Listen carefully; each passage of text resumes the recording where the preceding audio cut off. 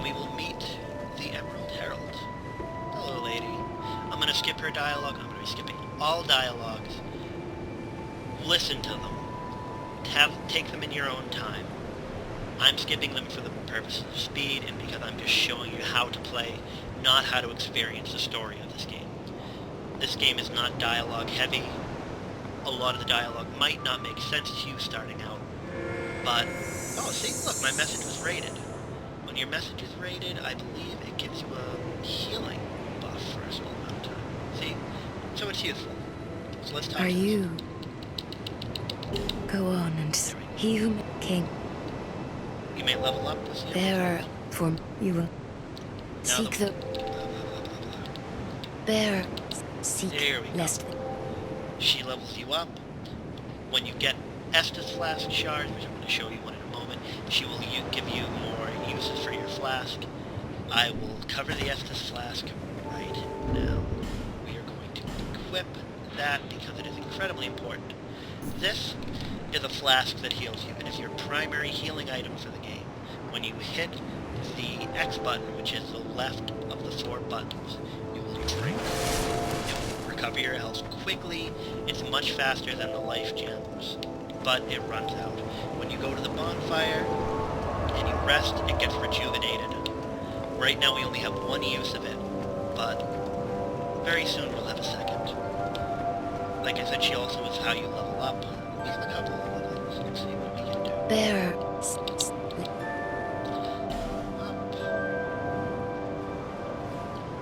We get enough for 2 levels. We need 1 dexterity for our weapon coming up, and we're going to need 15 strength, which is going to be rough to get this early on. But it will drastically increase our damage potential when we get there. There should be another item over here. This is the blacksmith. Feel free to talk to him. I don't believe he does anything for you. He is waiting for us to find a key for this door here so that he can get to work. Over here we have another soul and another set of life gems. Incredibly useful, especially if you don't play Explorer, because you are going to be using a lot of life gems early on. Up here we have the Crestfallen Warrior. He has a lot to say, a lot of good stuff to say. Definitely listen to him. His name is Sultan, I believe. But if you talk to him enough, he will introduce you to the way of the Blue Covenant.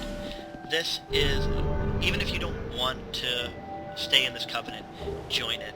He gives you this ring called the Blue Seal. That is a wise people are weak, but the Blue Sentinels watch over us in their benevolence. Sorry for that. I really like his voice. That's just me.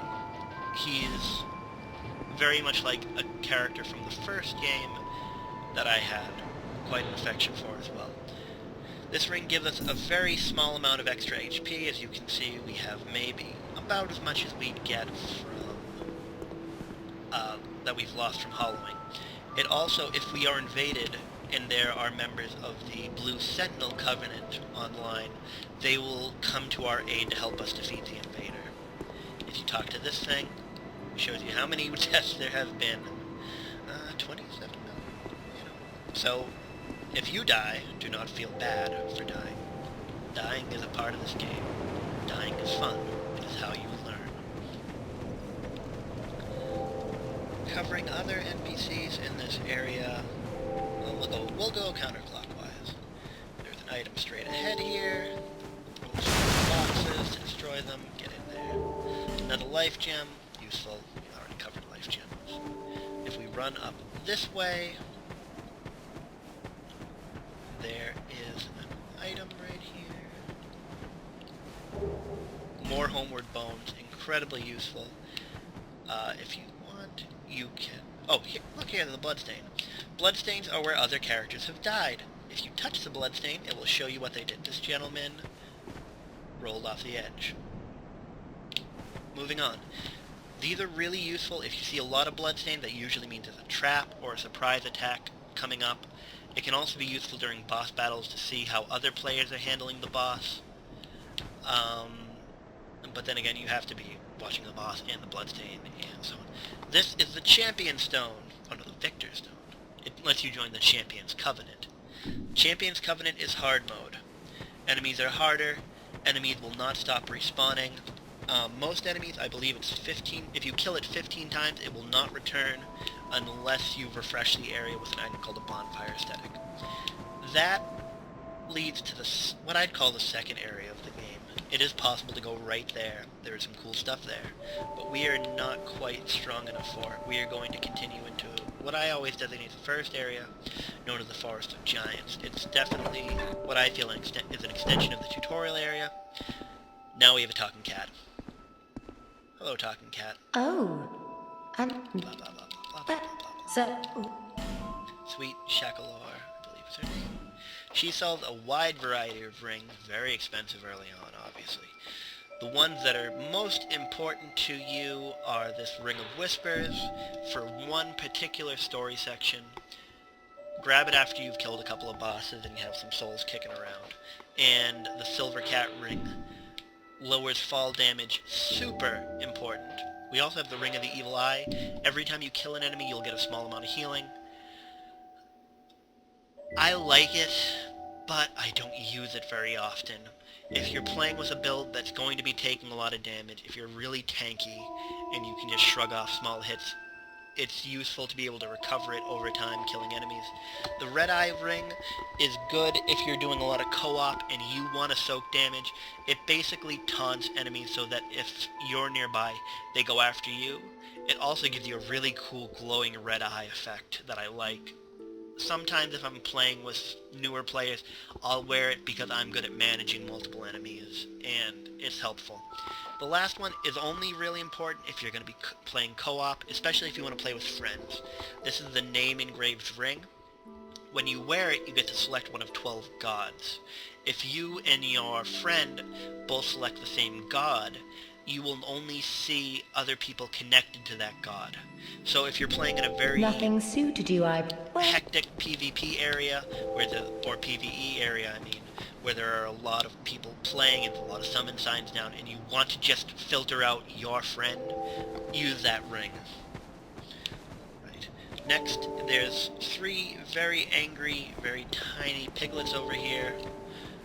Let's see if we can see them without aggroing. They're hiding over in the grass there. They're tougher than they look. They drop cracked red eye orbs, which are useful. Especially with a small weapon like this, our ability to hit them is limited. The best way to hit small enemies, if you have a tiny weapon like this, is to do that plunging attack. But it leaves you very vulnerable, and it uses a lot of stamina. They're not worth killing at this point. But I almost forgot, and this is incredibly important. Taking off the dagger so we don't waste the durability on it. Punch that rock. And we get an Estus Flask shard, our first of the game. Very pretty looking too. These will give you extra drinks from your Estus Flask. You have to take them back to the Herald and she will infuse it. Very good to have extra uses. Definitely going to be helping you get through the game. Hello there. This is the Armorer. You talk to him. He will sell you some basic shield, which I cannot afford right now. But the Iron Parma is definitely one of my favorite small shields. Good for parrying. The Eagle Shield, very useful for a medium build, does a lot of damage reduction. And the Dragon Great Shield, it's good to have a Great Shield early on if you're playing a really tanky build, but you're really not going to have the stats to play with something like this early on. They also sell some equipment, useful if you played as a deprived and you don't have any starting gear that's any good. As obviously we can't afford anything. Since we're here, we can go through the shield stats. This is your physical reduction. This is a percentage-based reduction of damage that you receive. 85% is kind of middling. You can get shields that go as low as, I think, like 70%. It takes a while to get an 100% physical block shield, but as a new player, you will appreciate being able to shrug off physical attacks like that. These are all the different magic resists, bleeding, toxic. There's a couple of early enemies that are going to do some fire damage that you'll want to be able to block as much as possible, so look for a high fire defense shield to carry you through the game. Magic defense, there's certain enemies that are going to use a lot of spells on you. It's good to have a magic defense shield. 30 is absolutely abysmal for magic defense. There's definitely better options later on. Durability, also important. Every time you get hit, your shield's going to take durability, so low durability shields are not very useful. Stability, the higher the stability, less stamina damage you take when you block a hit. And the weight, heavy's bad, but you have to accept that you're going to get heavy. He doesn't have a large selection right now. After you spend a certain amount of souls, his inventory will increase, and then if you spend even more, his inventory will increase even more. Basically, if you buy a full armor set for him and a shield, he should be, if not at, very close to his full selection.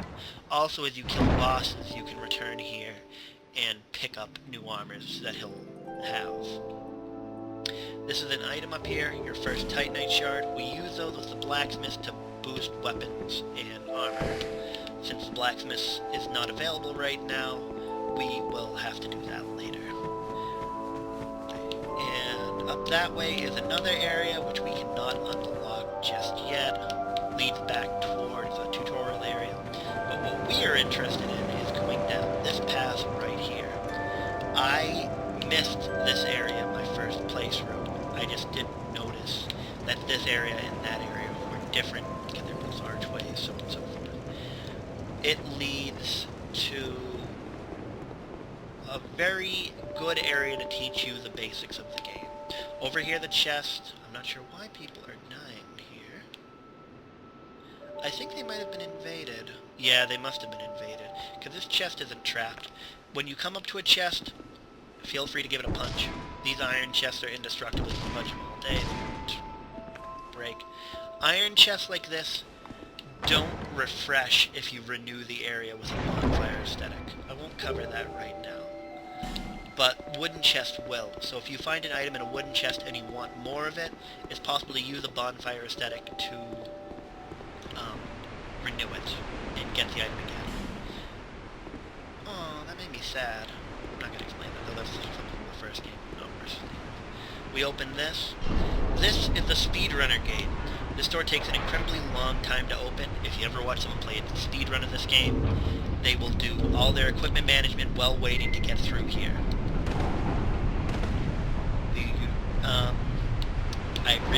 Sometimes I feel like that's the only reason that it's here.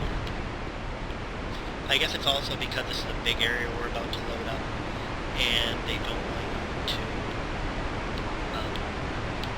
rush in and not give them a chance to catch up.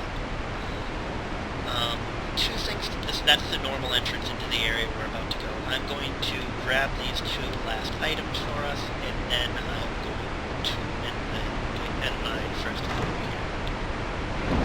Here we have some human effigies. And one more jump that I usually get right, but that I could quite easily cheese completely.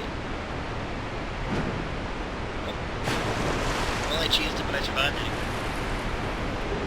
Another homeward bone, and another sword. Continue the river here, and we enter.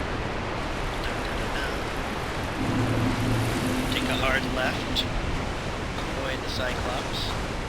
They don't have very large aggro ranges. Oh, but this gentleman does.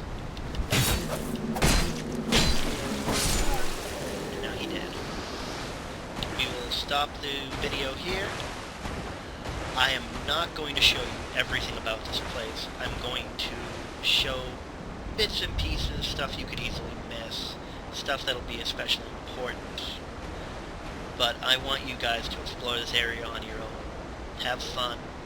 Accept death. Thank you for watching.